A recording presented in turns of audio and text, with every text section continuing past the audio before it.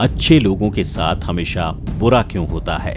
दोस्तों, आपको ये जानकर हैरानी होगी कि इस प्रश्न का उत्तर भागवत गीता में स्वयं भगवान श्री कृष्ण ने दिया है। जी हाँ, एक बार अर्जुन ने भगवान श्री कृष्ण से पूछा कि हे वासुदेव, मेरा मन भ्रमित हो रहा है और इसका समाधान सिर्फ आप ही कर सकते हैं। यह सुनकर श्री कृष्ण ने अर्जुन से कहा, कौन थे?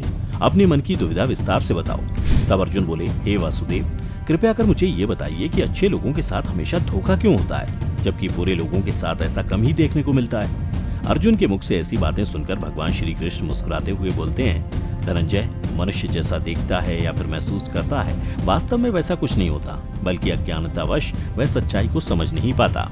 श्री कृष्ण की ऐसी बातें सुनकर अर्जुन हैरान हो गए और बोले, हे नारायण, आप क्या कहना चाहते हैं? मेरी समझ में नहीं आ रहा, स्पष्ट कहिए।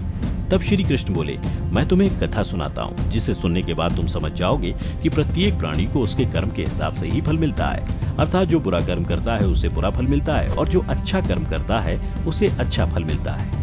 उसके बाद भगवान कृष्ण कथा आरंभ करते हुए बोले, हे पार्थ, बहुत समय पहले की बात है। एक नगर में दो पुरुष रहा करते थे। उनमें से एक पुरुष व्यापारी था, जिसके लिए अपने जीवन में धर्म और नीति की बहुत महत्ता थी।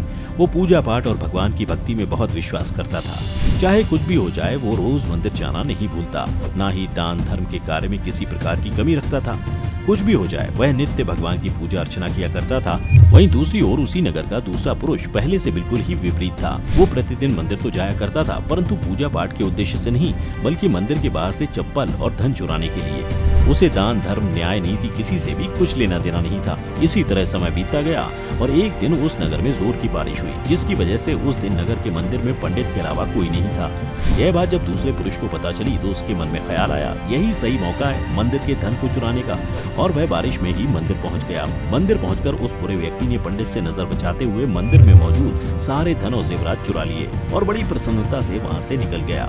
उसी समय धर्म कर्म में विश्वास करने वाला व्यापारी भी मंदिर पहुंचा और भगवान के दर्शन किए, परंतु दुर्भाग्य से मंदिर का पुजारी उस भले व्यापारी को चोर समझ बैठा और शोर मचाने लगा। शोर सुनकर मंदिर में लोगों की भीड़ जमा हो गई और सभी लोग उस भले व्यापारी को चोर समझ बैठे और उसे अपमानित करने लगे। यह देखकर वो भला व्यक्ति हैरान हो गया और उसे समझ नहीं आ रहा था कि उसके साथ क्या हो रहा है। फिर वह किसी तरह लोगों से बचता हुआ उस मंदिर से निकल गया, लेकिन दुर्भाग्य ने उसका साथ वहां भी नहीं छोड़ा। मंदिर से बाहर निकलते ही वह एक गाड़ी से टकरा गया और घायल हो गया।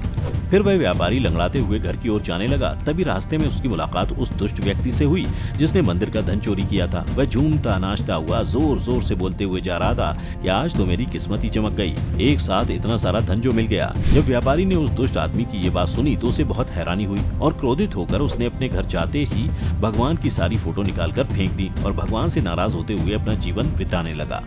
कुछ समय बाद दोनों ही व्यक्तियों की मृत्यु हो गई और दोनों यमराज की सभा में पहुंचे। उस व्यापारी ने अपने बगल में उस दुष्ट व्यक्ति को खड़ा देख क्रोधित स्वर में यमराज से पूछ ही लिया कि मैं तो हमेशा अच्छे कर्म करता था, पूजा पाठ दान धर्म में विश्वास रखता था, जिसके बदले मुझे पूरे जीवन भर सिर्फ अपमान और दर्द ही मिला, और इस अधर्म करने वाले पापी व्यक्ति को नोटों से भरी पोटली, आखिर क्यों?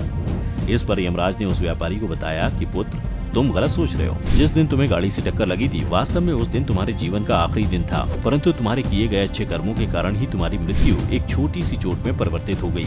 और इस दुष्ट व्यक्ति के बारे में जानना चाहते हो तो पुत्र, दरअसल इसके भाग्य में राजयोग था, जो कि इसके दुष्कर्म और अधर्म के कारण एक छोटे से धन की पोटली में परिवर्तित हो गया। श्री कृष्ण अर्जुन को ये कथा सुनाने के बाद कहते हैं, पार्थ, क्या तुम्हें अब तुम्हारे प्रश्न का उत्तर मिल गया? ऐसा सोचना कि भगवान लोगों के अच्छे कर्मों को नजरअंदाज कर रहे हैं, ये बिल्कुल भी सत्य नहीं है। भगवान हमें क्या किस रूप में दे रहा है, ये मनुष्य की समझ में नहीं आता। लेकिन अगर आप अच्छे कर्म करते हैं तो भगवान की कृपा सदैव आप पर बनी रहती है। आप इस बारे में क्या सोचते हैं? हमें नीचे कमेंट करके जरूर बताएं।